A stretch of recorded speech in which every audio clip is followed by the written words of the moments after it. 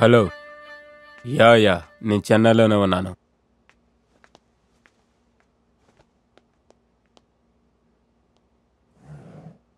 నిజమే, ఆ రోజు టాప్ 1 to 10 ర్యాంకింగ్లో విల్సన్కి ఎదురు చూడని ఒక రోజుగా ఉంటుంది. Any guess 4 of a kind. తను గెలిచాడు, బట్ అన్ఫార్చునేట్లీ నేను నా కార్డ్ని ఫోల్డ్ చేశాను.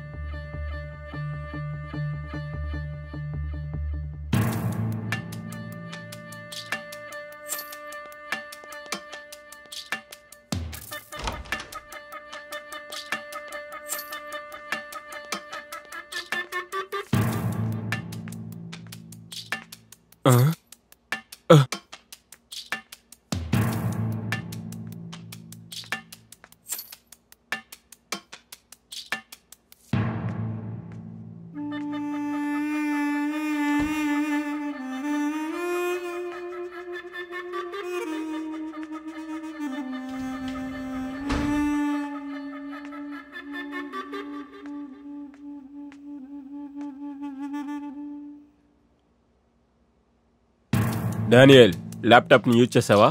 లేదు.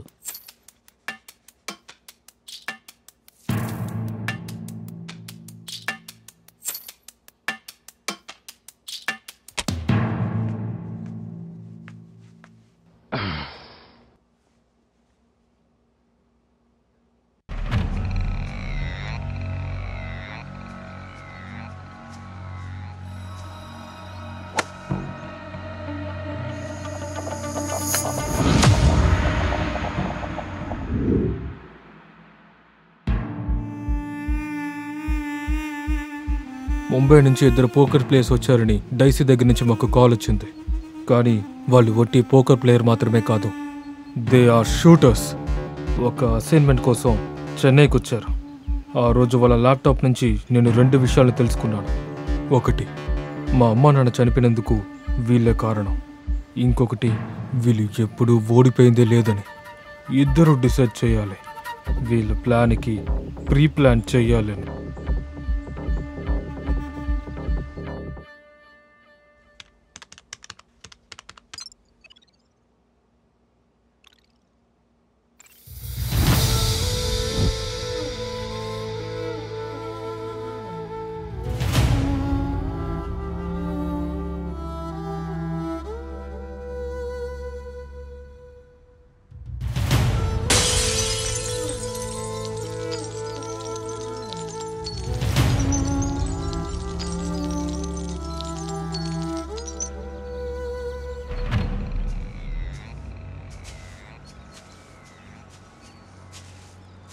కొట్టిన బంతి హోల్లోకి వెళ్తే ఆట ముగిసిపోతుంది.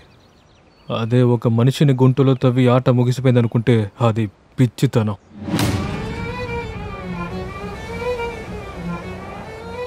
इस खेल के साथ साथ तुम्हारा नाटक भी जल्दी खत्म हो गया.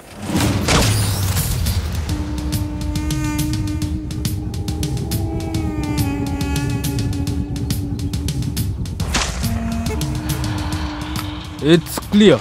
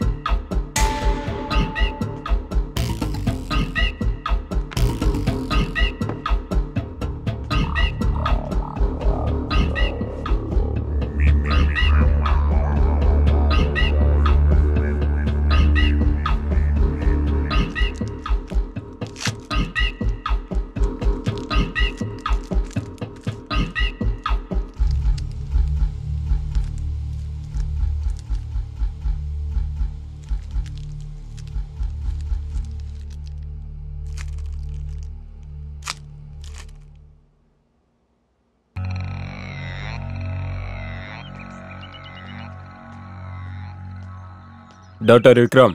Yes, Wilson. ఇప్పుడే 2 ఫింగర్ ప్రింట్స్ ని పంపిస్తాను. ఆ 2 ఫింగర్ ప్రింట్స్ ఒకటికొకటి మ్యాచ్ అవుతుందో ఇప్పుడే చూసి చెప్పు. It's very urgent.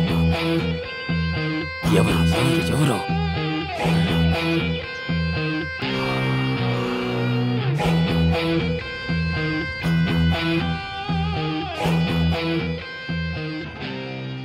ఒక విషయం అడగటానికి కాల్ చేశాను. జయదేవికి పిల్లలు ఉన్నారా? ఆ రోజు చేసిన చిన్న తప్పు వల్ల ఈ రోజు మనం అనుభవిస్తున్నాం. తనను విడిచి తప్పు చేశాం, కానీ ఈసారి మొత్తం ముగించేద్దాం. లేదు, తన పని ముగించేసి కాల్ చేస్తాను.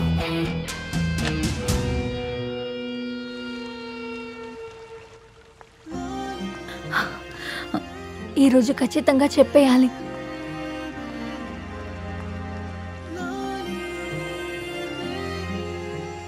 హాయ్ అంకిత. హాయ్. ఏంటి విషయం? ఎందుకు నన్ను ఇక్కడ రమ్మని చెప్పావు? హే, నీకు విషయం తెలుసా? నిన్న గోల్ఫ్ గ్రౌండ్ లో షూట్అవుట్ జరిగింది. సరే అది వదిలే. అయ్యో, అది మీతో ఒక విషయం చెప్పాలి. అది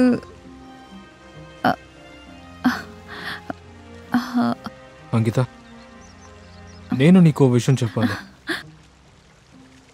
అంటే మీరే ముందు చెప్పండి. రాహుల్,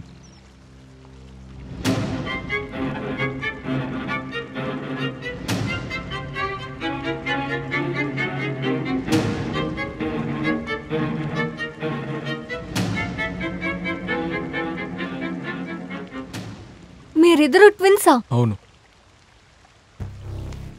ఆ రోజు నువ్వు చూసింది నిజమే, షూట్అవుట్ జరిగింది కూడా నిజమే. షూట్అవుట్ జరిపించింది వేరెవరో కాదు, నేనే. వాట్? మీరు చిన్న చిన్న తప్పులు చేసుకుంటూ జాలీగా జీవిస్తున్నారనుకున్నాను, కానీ మిగతా వాళ్ళని చంపుతారని నేను అస్సలు ఊహించలేదు. తాను జీవించడం కోసం మిగతా వాళ్ళని చంపే ఒకరితో ఫ్రెండ్గా ఉన్నాననుకుంటే నాకు అసహ్యంగా ఉంది. జస్ట్ స్టాప్ ఇట్ అంకిత. మేము హత్య చేసింది నిజమే, కానీ అది డబ్బు కోసమో ఆస్తి కోసమో నగ కోసమో మేము హత్య చేయలేదు. అలాగని మేము చెడ్డవాళ్ళం కూడా కాదు. మేము ఈ హత్య చేయడానికి మా దగ్గర ఒక స్ట్రాంగ్ అనే రీజన్ కూడా ఉంది.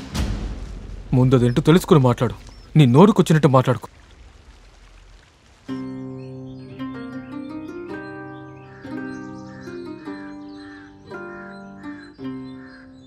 అందరిలాంటిదే మాది ఒక అందమైన కుటుంబం. అమ్మ నాన్న మేమిద్దరం. బ్రతుకుతే నిజాయితీగానే బ్రతకాలని మా నాన్న లక్ష్యం. నా అమ్మగారు అందరూ బాగుండాలనే కోరుకుండేవారు. పూజ పునస్కారాలు, భర్త బిడ్డలు, అదే ఆవిడ ప్రపంచం.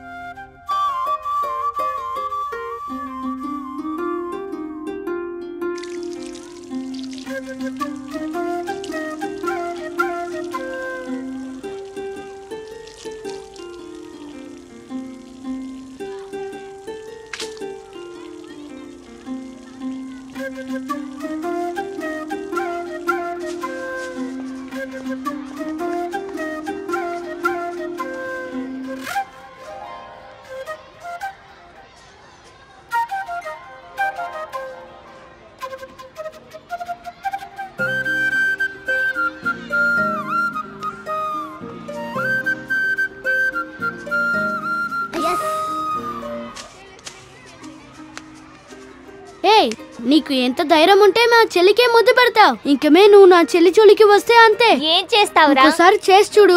ఏం చేస్తాను చూడు. నన్నే కొడతావా? ఈ రోజు నేను ఈ ఊరికే వదిలిపెట్టనురా. తలుపు మూసాను, గడి కూడా పెట్టాను. ఈ క్లాస్ రూమ్ లో ఉన్నవన్నీ నావే. నువ్వు మారవా? ఇందాక తిట్టింది నీకు చాలా లేదా? రాహుల్,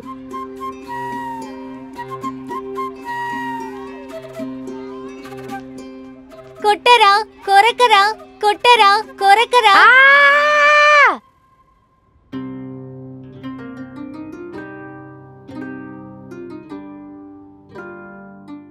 మోసం చేసేవాళ్ళంటే, తప్పు చేసేవాళ్ళంటే నాన్నగారికి అసలు నచ్చదు. బిజినెస్ విషయానికి వస్తే చాలా స్ట్రిక్ట్ అయిన వ్యక్తి, కల్లా కప్పటం తెలియని మనిషి. అయినా కూడా ఆయనకి అప్పుడప్పుడు ఫోన్ కాల్స్ వచ్చేటప్పుడల్లా ఆయన చాలా టెన్షన్ పడేవారు. మాకు ఎందుకు కూడా అర్థమయ్యేది కాదు.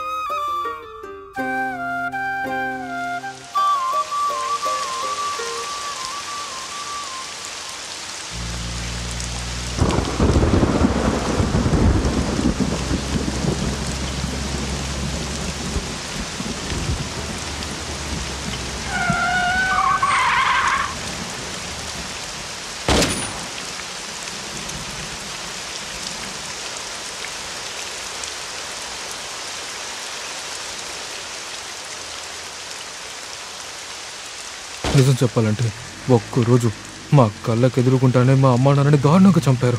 నిజాయితీగా ఉండడానికి మా నాన్నగారికి చావే వచ్చింది. అప్పుడే మాకు అర్థమైంది ఈ లోకంలో నిజాయితీ అసలు ఎందుకు పనికిరాదని.